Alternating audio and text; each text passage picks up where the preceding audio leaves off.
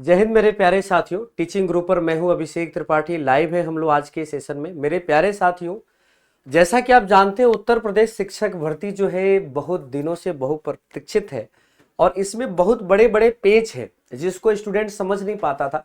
जैसा कि मैंने अपने पिछले वीडियो में बोला था कि अगर आप जानना चाहते हैं कि शिक्षा मित्र की नियुक्ति कब हुई, क्या था उसके मापदंड, कब उनका समायोजन हुआ, कब उनके नियुक्ति पर रोक लगी और उनके नियुक्ति के बाद क्या हुआ, 68,500 की शिक्षक भर्ती में क्या रहा, 69,000 की शिक्षक भर्ती में क्या रहा, क्योंकि अगर यूपी में अगर सिलेक्शन लेना है ना तो पुराने शिक्षक भर्ती को जरूर आपको समझना पड़ेगा, अदरवाइज आप इसको पूरी तरह से समझ नहीं पाएंगे। ये बार बार आप देखते होंगे टीचर आपको 69,000, 68,500 शिक्षक भर्ती, 1,37,000 शिक्षा मित्र, ये सब शब्द आते जाते रहते हैं, ठीक ना।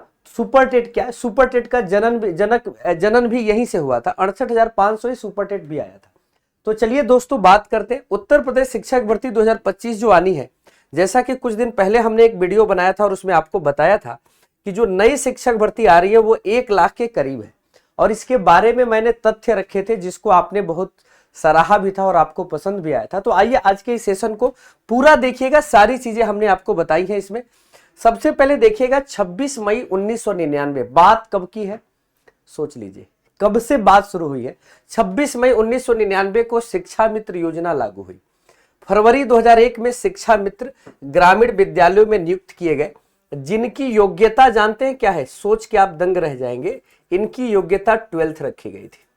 ठीक है, शिक्षा मित्र को तनख्वाह भी नहीं दिया जाता था, 2100, 2200, 3200, 3700 ऐसे उस समय उन लोगों को पैसा मिलता था, अधिभार मिल रहा था। तो शिक्षा मित्र ग्रामीण विद्यालयों में फरवरी 2001 में इंटर पास लोगों को नियुक्त किया गया और उस समय की नियुक्ति लोकल आधार पर हुई थी, बिना किसी एग्जाम के आधार पर हुई थी। फिर क्या रहा? 23 जुलाई, अब देखिएगा मैं बहुत छोटे छोटे डेट को नहीं लिया हूं। 23 जुलाई 2012 को शिक्षा मित्र को सहायक अध्यापक में समायोजित करने के लिए 3 चरण में कहा गया था कि 3 चरण में इनका नियोजन होगा। 3 चरण में नियोजन की बात की गई थी, 3 चरण में नियोजन की, लेकिन तीसरा चरण आया ही नहीं। जो पहला चरण आया था 19 जून 2014 को। अब उतने दिनों तक शिक्षा मित्र काम किए उसी कम पैसे पे। अब भाई योग्यता भी कम थी, डायरेक्ट आए थे तो उसी पे काम करना भी था। सरकार ने सारी चीजें ओपन रखी थी। 19 जून 2014 को मामला देखिए क्या था। यूपी में पहले गवर्नमेंट रही थी सपा की बसपा की, सपा की बसपा की, तो वो दोनों लोग शिक्षा मित्र को ना हटाते थे, वो शिक्षा मित्र को धीरे धीरे फिक्स करते जाते थे कि शिक्षा मित्र को क्या कर देना है, पूरी तरह से शिक्षक के तौर पर उनको समायोजित कर देना है। 2014 में आप जानते हैं केंद्र में मोदी की सरकार आ गई। उसी वर्ष एक और घटना घटी। उसी वर्ष 19 जून को शिक्षा मित्र का पहला समायोजन हुआ 58,826 और 8 अप्रैल को 2015 में, एक साल के बाद, 91,104 शिक्षा मित्र का समायोजन हुआ। कुल 1,37,000 शिक्षा मित्र को सहायक अध्यापक बनाया गया। 6 जुलाई 2015 को जबकि तीसरा समायोजन होना था कुछ ही दिनों के बाद, सुप्रीम कोर्ट ने इस पर रोक लगा दी।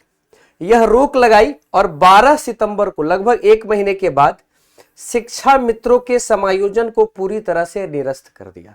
अब ये 1,37,000 शिक्षा मित्रों का समायोजन ही गलत ठहरा दिया। किसने? सुप्रीम कोर्ट ने। मामला आ गया क्योंकि इनकी योग्यता भी नहीं थी, लेकिन सुप्रीम कोर्ट के समायोजन के निरस्त करने से पहले ये सारे शिक्षा मित्र 2 साल का एक, कहते हैं कि एक बेसिक कोर्स था, उसको इन्होंने पूरा कर लिया था और बहुत सारे मापदंडों पे इनको तैयार कर दिया गया था कि सहायक अध्यापक बनाने के लिए। लेकिन ये कोई एग्जाम दिए नहीं थे, वो पढ़ाई करके, वो डिस्टेंस लर्निंग के कोर्स कर किए हुए थे। 9 जून 2018 को, अब देखिएगा, तो ये शिक्षा मित्र का केस आप समझ गए कि ये शिक्षा मित्र आपके 1,37,000 क्या हो गए, इनको निरस्त कर दिया गया। अब 1,37,000 पोस्ट खाली हो गई। अब 1,37,000 पोस्ट यूपी में एकाएक खाली हो गई तो कहा गया कि भैया इस पर नई भर्ती लाइए। ये बात है 2012 की और 2012 में आप जानते हैं कि यहां पर सरकार यूपी में भी बदली थी, ठीक ना। 12 में नहीं, 15 की बात है, 17 की बात है, 17 से 22, 22 से 27, हाँ 17 में बदली थी। तो इसके बाद क्या हुआ था, 17 में सरकार बदली थी तो 1,37,000 पोस्ट पर नई शिक्षक भर्ती आनी थी। और उसमें से जो पहली शिक्षक भर्ती आती है वो 68,500 शिक्षक भर्ती आती है। इसको 2 चरण में करने का उत्तर प्रदेश सरकार ने निर्णय लिया और उस समय सरकार आ गई थी योगी आदित्यनाथ की, यूपी में बीजेपी का गवर्नमेंट आ गया था। तो पहली शिक्षक भर्ती 9 जनवरी 2018 को इसका नोटिफिकेशन आया। तो इसीलिए ये लोग कहते हैं कि सबसे बड़ी भर्ती हमने कराई है। 68,500 शिक्षक भर्ती 9 जनवरी 2018 को इसका नोटिफिकेशन आया। 27 मई को एग्जाम हुआ, 13 अगस्त को रिजल्ट आया। अनरिजर्व कैटेगरी में 67 अंक रखे गए थे, ऐसे ही अंकों को रखा गया था। अब मामला यहां पर यह था कि 60 अंक जो रखे गए थे एससी एसटी के लिए 40% अंक थे। 150 का 40% 60 अंक होता है। एससी एसटी कैटेगरी के स्टूडेंट जो थे 22,000 या ओबीसी कैटेगरी के जो स्टूडेंट थे 22,000 ऐसे पद खाली रह गए जो लोग मिनिमम अंक को भी नहीं पार कर पाए थे। तो इनका कहना था कि ये जो कट ऑफ आपने 40% और 45% का रखा है इसको 5% कम कर दीजिए और जो लोग नीचे हैं उनको ले लीजिए, क्योंकि 68,500 सीटों में से 22,000 पदों पर नियुक्ति नहीं हो रही है, 22,000 सीटें खाली जा रही हैं। अब ये मामला हाईकोर्ट जाता है, हाईकोर्ट में दोबारा अपील दायर की जाती है, वहां पर भी दोनों तरह से निरस्त हो जाता है। फिर सुप्रीम कोर्ट ये लोग गए और कुछ ही दिन पहले इनका जो मामला अलग से चल रहा था वो इसी 22,000 पदों का चल रहा था, जिस पर सुप्रीम कोर्ट ने डिक्लेयर कर दिया भैया इसको नई वैकेंसी के तहत ले जाइए। तो ये अब नई शिक्षक भर्ती में 22,000 पद आने वाले हैं जो बेसिक एजुकेशन डिपार्टमेंट से उस समय आए थे। तो अभी भी ये प्राइमरी का ही है, प्राइमरी की ही कैटेगरी के 22,000 पद खाली है। अगला देखिएगा 5 दिसंबर 2018 को ये बात थी। आप देखिए 9 जनवरी 2018 को, जनवरी से आ गया दिसंबर, अब आती है दूसरी सबसे बड़ी भर्ती, नाम है उसका 69,000 शिक्षक भर्ती। ये भी बेसिक एजुकेशन डिपार्टमेंट से आता है। 5 जनवरी 2019 को पेपर होता है, 12 मई को रिजल्ट आता है। 1,46 लाख लोगों ने 1,46,000 लोगों ने इसमें क्वालिफाई किए थे, क्योंकि एक साल में लोगों ने बहुत अच्छी तैयारी की थी। और वही जनरल का कट ऑफ उसी के लगभग में फिर से कट ऑफ रहता है। इस समय 2 चरण में रिजल्ट जारी किए जाते हैं। पहले चरण में जो रिजल्ट जारी किया जाता है उसमें 31,277 लोगों का चयन होता है। 11 अक्टूबर को यह रिजल्ट आया था और 30 अक्टूबर को 36,590 लोगों का चयन किया जाता है। तो टोटल 67,787 लोगों का चयन होता है। अभी भी 69,000 में 1,133 सीटें खाली रह जाती है जो एससी कैटेगरी की होती है और गवर्नमेंट कहती है कि इनका जो है ये जो लोग हैं, ठीक ना, ये क्वालिफाई नहीं कर पाए हैं, मतलब ये न्यूनतम अंक नहीं पा पाए हैं।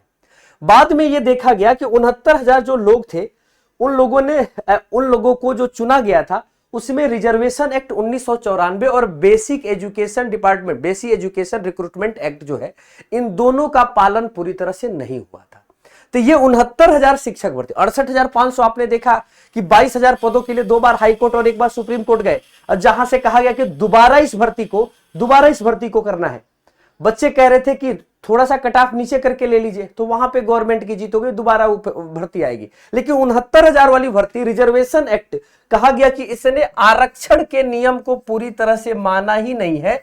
तो आरक्षण के नियम को पूरी तरह से नहीं माना है, इसीलिए ये वैकेंसी जो है पूरी तरह से 69,000 शिक्षक भर्ती का इसका मेरिट लिस्ट को ही रद्द कर दिया गया।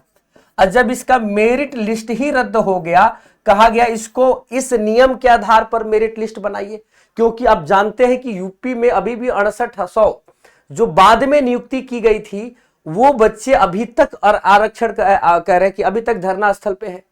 कितने साल हो चुके हैं इनके धरना स्थल पे बैठे हुए। तो जाहिर सी बात है कि 69,000 जो शिक्षक भर्ती थी उसके मेरिट लिस्ट में ही गड़बड़ी पाई गई हाईकोर्ट और सुप्रीम हाईकोर्ट के अनुसार। तो इसको कहा गया कि भैया दोबारा मेरिट लिस्ट जारी कीजिए, जो टीचर जिस विद्यालय में पढ़ा रहा है उस पूरे सेशन को वो पढ़ाएगा। अगर उसका नाम इस मेरिट लिस्ट में नहीं आता है तो जब पूरा पढ़ा लेगा, अगर उसके बाद उसका नाम नहीं है तो उसको हटा दिया जाएगा। हाई कोर्ट का बहुत क्लियर कट डिसीजन था। इसमें भी अभी कुछ पेज थे, फिर से ये मामला रिव्यू में गया है। तो ये उत्तर प्रदेश की पूरी शिक्षक भर्ती की ये हिस्ट्री रही, जिसमें आपने क्या देखा कि सबसे पहले शिक्षा मित्रों की क्या स्थिति रही। 1,37,000 शिक्षा मित्रों को सहायक शिक्षक में नियुक्त किया गया, समायोजित किया गया, फिर निरस्त सुप्रीम कोर्ट ने किया, फिर उसके जगह पे ही 68,500 और 69,000 शिक्षक भर्ती आई। तो उम्मीद करते हैं आपने शिक्षा मित्र और 68,500 और 69,000 शिक्षक भर्ती को पूरी तरह से समझे होंगे।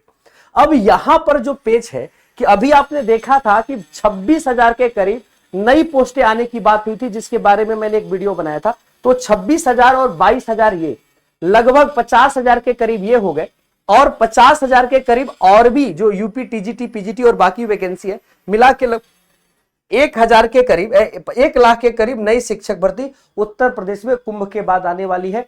और जैसा कि हम जल्दी आपको एक और नया वीडियो लेकर आएंगे उत्तर प्रदेश की शिक्षक भर्ती की प्रणाली के बारे में, कि उत्तर प्रदेश में कैसे यूपी टेट होता है, क्या सिलेबस होता है, सुपर टेट में क्या सिलेबस होता है, कैसे ये भर्ती प्रक्रिया की जाती है।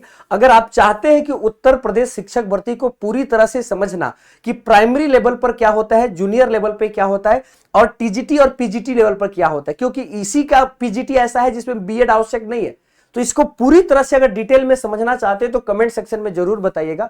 मैं हूं अभिषेक, जो आप टीचिंग गुरु पर आपको ये सारी जानकारी दे रहा था। अगर वीडियो पसंद आया हो तो लाइक कीजिएगा, सब्सक्राइब कीजिएगा और दोस्तों में शेयर कीजिएगा। धन्यवाद, थैंक यू सो मच।